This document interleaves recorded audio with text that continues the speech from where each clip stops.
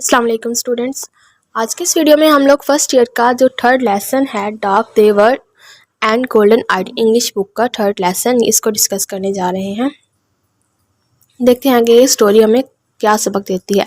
जैसे कि पहले भी एक्सप्लेन किया गया है कि जो फर्स्ट ईयर की इंग्लिश की स्टोरीज़ हैं वो किसी ना किसी पर्पज़ पर हैं, उनका कोई ना कोई मकसद है, कोई आइडिया है और किसी ना किसी तरह से वो स्टूडेंट को वार्निंग दे रही हैं। तो ये स्टोरी भी एक मकसद के तहत है। इसमें बताते हैं कि इंसान जो है वो दुनिया में, इस पूरी यूनिवर्स में एक दुनिया ही ऐसी चीज़ है जिस पे इंसान रह सकते हैं। इसके अलावा अगर वो कहीं पर भी जाने का सोचेगा तो उसको वो सारी आसाइशें, वो सुकून, उस तरह का घर, माहौल, वो चीज़ नहीं मिलेगी। अब यहाँ पर जो राइटर है वो क्रिटिसाइज़ कर रहा है उन लोगों को जो कि इस तरह की नेगेटिव एक्टिविटीज़ में मुलविस होते हैं, जो कि चाहते हैं कि वो दुनिया के अलावा भी किसी और जगह पर, किसी और प्लानट पर अपना रहने का इंतज़ाम करें। और वो जो इस तरह के लोग जो हैं वो ना चाहते हुए भी अपने घर को ख़राब कर रहे होते हैं। चलिए शुरू तो करते हैं ये कहानी के, ये शुरू कैसे हो रही है। इस कहानी में है कि जो दुनिया है उसमें जंग शुरू होने वाली है, और तो 1000 के लगभग लोग जो होते हैं वो रॉकेट के ज़रिए दुनिया छोड़कर मरीख पर आ जाते हैं, मार्स पर आ जाते हैं रॉकेट के थ्रू। और जो रॉकेट है वो मीडो, अब यहाँ पर वर्ड आया है मीडो। अब ये जो वर्ड्स हैं ये सिनोनिम्स के तौर पर यूज़ होते हैं।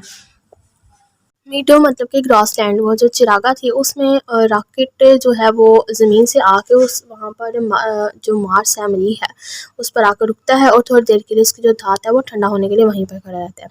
इसके बाद जो रॉकेट का दरवाज़ा है वो खुलता है, उसकी बहुत ज़्यादा आवाज़ क्रिएट होती है।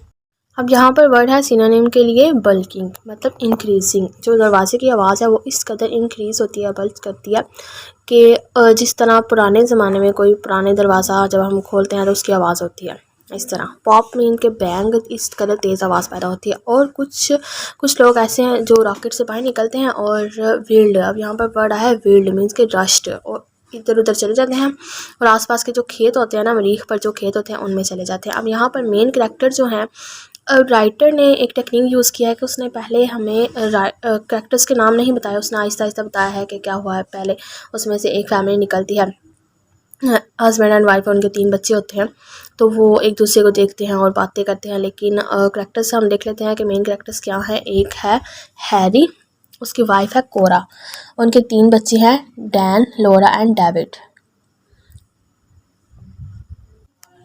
अब ये 5 लोग जो हैं ये एक फैमिली है, और बाकी सारे लोग जो हैं, बाकी जो लोग दुनिया से आए थे मरीख पर, वो सारे इधर उधर चले जाते हैं। और ये जो हैरी है ये देखता है मार्स का इन्वायरमेंट देखता है, और इसको बहुत ज़्यादा ना अजीब सा फील होता है। वो कहता है कि ये क्या है, परेशान हो जाता है वो इन्वायरमेंट को देखकर। कहता है कि कैसा इन्वायरमेंट है, इसकी आबोहवा कैसी है, हम तो यहाँ पर सर्वाइव नहीं कर सकते। अब जो हैरी है वो इन्वायरमेंट वगैरह देखता है, और यहाँ पर आता है वर्ड फ्लटर का, फ्लैप मतलब कि फ्लैप, उसका जो बाल हैं वो इस तरह हवा में उड़ रहे होते हैं जैसे कि कोई आज़ाद परिंदे होते हैं। इस तरह फ्लटर का मतलब यहाँ पर जब तेज़ हवा हमारे बाल उड़ा रहे होते हैं तो फड़फड़ाते हैं, जिस तरह हमारे जो बाल हैं उस तरह हैरी के बाल भी फड़फड़ा रहे थे। गर्म आबोहवा जो थी उसकी, मरीख की, मार्स की जो इन्वायरमेंट था वो बहुत ज़्यादा गर्म था। और जो हैरी है उसको ऐसे फील हो रहा था जैसे कोई वायरस है, अजीबोगरीब कुछ है जो कि डिज़ोल्व कर देगा, उनकी आइडेंटिटी जो है वो ख़त्म हो जाएगी।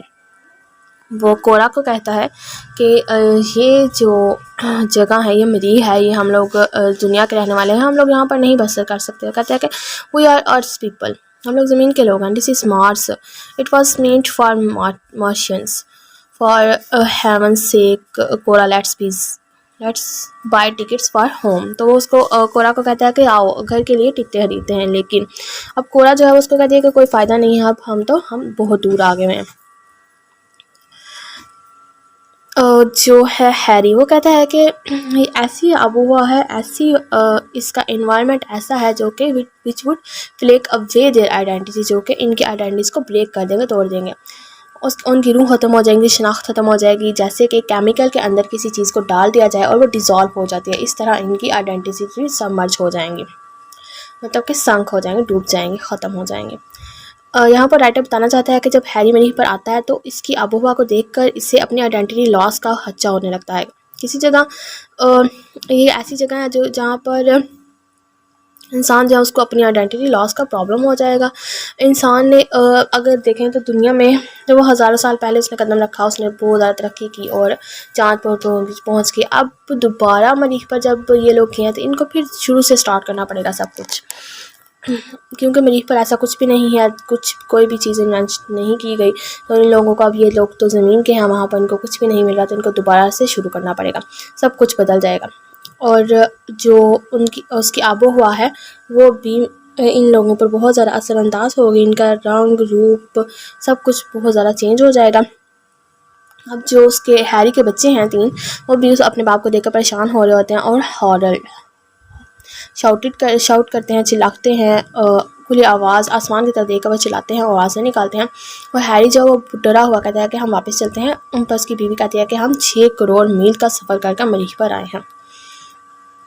हम अब जो हैरी है वो अपना सामान उठा के एक ज़मीनी बस्ती की तरफ चलता है जैसे, और वहाँ बताते हैं कि वो ऐसे जा रहा है जैसे एक आदमी जो है वो समुद्र में डूबने के लिए जा रहा हो, जिसको तैरना नहीं आता, और वो उसका डर इस तरह इंक्रीज़ होता है। इसी तरह हैरी जो है वो भी जब बस्ती की तरफ जा रहा होता है, ज़मीनी बस्ती की तरफ, तो उसको भी ऐसे ही फील हो रहा था कि अब हमारे पास कोई चारा नहीं, हम क्या कर सकते हैं, कुछ भी नहीं। अब हैरी जो है वो अपने बच्चों के साथ नाश्ता करता है और बच्चों को देखता है कि और खेल रहे होते हैं, तो उनसे पूछता है कि क्या तुम लोग, वो जो मरीख पर पहाड़ होते हैं ना बने हुए, तो वो उससे पूछता है कि क्या तुम लोग इन पहाड़ों में प्राउलिंग मतलब कि रोमिंग तो नहीं करते, वहाँ पर घूमते फिरते तो नहीं? तो वो बच्चे कहते हैं नहीं, हम लोग नहीं करा। तो उसी तरह जो ना जो लोरा है ना वो स्टम्बल्ड मतलब कि लड़खड़ाती हुई और स्टैगर्ड होती हुई आती है और बताती है कि जो है दुनिया उस पर, न्यूयॉर्क पर हमला हो गया है और जो रॉकेट्स हैं सारे वो तबाह बर्बाद हो गए हैं। अब कोई भी रॉकेट ऐसा नहीं बचा जो कि मार्स पर आकर उन लोगों को वापस लेके जाए। सारे रॉकेट्स जो हैं दुनिया पर, न्यूयॉर्क में जो रॉकेट्स हैं वो सारे तबाह हो गए हैं और बताते हैं कि अब कोई भी रॉकेट ऐसा नहीं बचा जो कि मार्स पर आए उन लोगों को वापस लेके जाए। ये लोग यहाँ पर इसलिए आए थे ताकि अगर न्यूयॉर्क पर तबाही हो जाती है, दुनिया तबाह हो जाती है, ये लोग मरीख पर बच जाएंगे और उसके बाद जब सब कुछ मामला ठीक हो जाएंगे तो ये लोग वापस चले जाएंगे। लेकिन अब हैरी बहुत ज़्यादा परेशान हो जाता है। उस दिन सब लोग खामोश होते हैं और खामोशी से परेशानी से अपना दिन गुजारते हैं। अब हैरी जो है वो अपना बैग वगैरह पकड़ता है।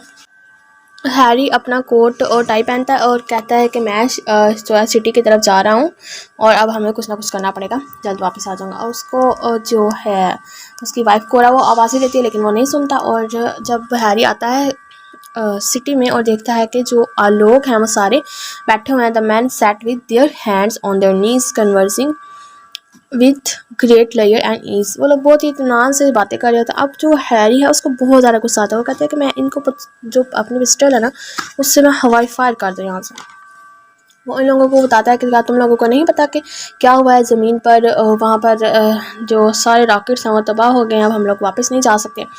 तो वो कहते हैं कि अब हम क्या कर सकते हैं। तो उसका एक दोस्त है सेन, वो उसको बताता है तुम ऐसा करो ना, तुम रॉकेट बना लो। तो हैरी कहता है हैरी कहता है हाँ हमें रॉकेट बनाना चाहिए, इसमें मेरी हेल्प करो आप लोग। तो कहता है हाँ मैं तुम्हारी हेल्प कर सकता, मेरे पास ब्लू प्रिंट्स है कुछ और नक्शे हैं इसके और कुछ ऐसी चीज़ें रॉकेट की जो रॉकेट बनाने में काम आएंगी जैसे कि धात वगैरह। और उसका मजाक उड़ाता है कि कहता है कि तुम 20 साल भी लगेगा तो तब जाके ये रॉकेट बन जाएगा। हैरी जो है वो वर्कशॉप पर काम कर रहा होता है और दोपहर में उसकी जो वाइफ है कोरा वो खाना लेके आती है उसको और कहती है कि तुम नहीं बना सकते ये रॉकेट ना। तो हैरी कहता है कि नहीं, मैंने काम किया था, मैं बना लूँगा, आहिस्ता आहिस्ता अगर मैं शुरू करूँगा तो ये लोग भी मेरी हेल्प करेंगे।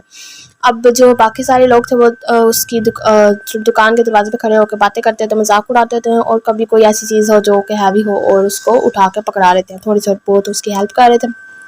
इस तरह आहिस्ता आहिस्ता जो है वो चेंज हो रहा था, मौसम भी चेंज हो रहा था।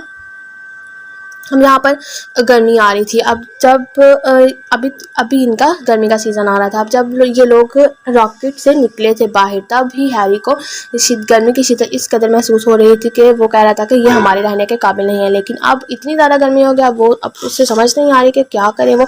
अब सीज़न भी चेंज हो रहा है और हवा इस तरह तेज़ चल रही है कि जैसे आग के शोले होते हैं। अब यहाँ पर एक चीज़ है कि इन लोगों की आइज़ के जो कलर हैं वो भी चेंज हो गए थे। इन लोगों की आइज़ थी ग्रे कलर की और वो चेंज हो गई थी येलो में, गोल्डन आइट में। जो है सैम जो है वो भी हैरी को कहता है कि तुम अपनी आंखें देखो, और उसको आईना देता है, उसमें देखता है हैरी अपनी आइज़ देखता है तो वो येलो कलर की गोल्डन कलर की हो रही होती हैं। उसमें आहिस्ता आहिस्ता उसके डब्बे जो उसकी आइज़ हैं ग्रे कलर की, उसमें येलो कलर के गोल्डन कलर के निशानात उसको नज़र आ रहे होते हैं, और वो आईना तोड़ देता है जो मिरर उसको देता है। अब यहाँ पर बताया जा रहा है कि उनका जो सीज़न चेंज हो रहा है तो उसकी वजह से जो उनके पीच के ट्रीज़ थे, अनियंस के थे और बाकी सारे जो फसलें थी उनकी वो बहुत ज़्यादा गल सड़ गई थी। कैनाल्स जो है इवन के कैनाल्स भी वो ड्राई हो गए हैं और उनके लिए सर्वाइवल बहुत ज़्यादा मुश्किल है। यहाँ पर अब इनके जो घर हैं, घरों की शेप भी इस कदर ख़राब हो गई है, अब जो घर हैं वो मेल्ट हो रहे हैं। फिर ये लोग ऐसा करते हैं कि ज़मीनी बस्ती को छोड़कर जो मरीख के लोगों की जगह पर, जहाँ पर पहले हैरी अपने बच्चे से पूछता है कि क्या तुम लोग इन पहाड़ों में जाकर तो नहीं खेलते रहे, अब ये लोग वहाँ पर चले जाते हैं और वहाँ पर जाते हैं। फिर उसके बाद ऑटम का सीज़न आ जाता है और हैरी जो है वो बहुत ज़्यादा डार्क हो जाता है, उनकी जो आइज़ हैं वो गोल्डन हो जाती हैं। अब इतनी गर्मी की शिद्दत जो है वो उन लोगों को तबाह कर देती है, उन लोगों में बहुत ज़्यादा चेंजेस आ जाती हैं। आइज़ जो है वो ग्रे से गोल्डन हो जाती हैं, उनकी हाइट लंबी हो जाती है, वो लोग पतले दुबले हो जाते हैं, यंग हो जाते हैं। हैरी अपनी वाइफ को देखता है, उसको लगता है कि शायद ये मेरी बेटी है, उसको इतनी यंग लग रही थी। और जो कोरा है वो भी हैरी को जब देखती है तो उसको लगता है शायद ये मेरा बड़ा बेटा इस तरह का है। इतनी सारी इनमें उन लोगों में चेंजेस आ जाते हैं, उन लोगों की आइस गोल्डन हो जाती हैं और कलर उनका डार्क हो जाता है। अब 5 साल बाद जो है एक रॉकेट आता है मरीख पर, मार्स पर आता है एक रॉकेट, और वो उसमें से कुछ लोग निकलते हैं और चीखते हुए निकलते हैं कि we have won the war on earth, के हम लोगों ने जो ज़मीन पर वॉर हो रही थी, जंग हो रही थी, वो हम लोग जीत लिया। अब आते हैं वो लोग जो ज़मीनी बस्ती होती है उसको देखते हैं, वहाँ पर कोई भी उनको नहीं नज़र आता, कोई इंसान नहीं नज़र आता। उनका एक कैप्टन होता है, वो एक जगह पर अपना ऑफिस बना के बैठ जाता है और लोगों को लगाता है कि जो लोग ज़मीन से आए थे उनको ढूंढते हैं। यहाँ पर वो हर जगह तलाश करते हैं और जो लोग पहाड़ों में रह रहे होते हैं मरीख के पहाड़ों में, उनको भी जाकर देखता है और कहते हैं कि ये लोग जो हैं वो है तो ब्यूटीफुल, फ्रेंडली है और इंग्लिश भी बहुत ज़्यादा जल्दी सीख रहे हैं, लेकिन इन लोगों को कुछ भी नहीं पता। जो लोग ज़मीन से आए थे उनका नहीं पता इनको, ये शायद मरीख के लोग हैं, इनको ज़मीन के लोगों का नहीं पता। तो जो कैप्टन है वो पूछता है कि क्या इनको फॉगियस्ट मतलब कि ज़रा बराबर भी इनको कोई नोशन नहीं है, कोई डल सा भी इनको कोई ख्याल नहीं है दुनिया के लोगों के बारे में कि जो लोग यहाँ पर आए थे वो अब कहाँ गए हैं। अगर आपको ये वीडियो अच्छी लगे तो इसको लाइक और सब्सक्राइब ज़रूर कीजिएगा और बेल आइकन को प्रेस करना मत भूलिएगा। Thank you.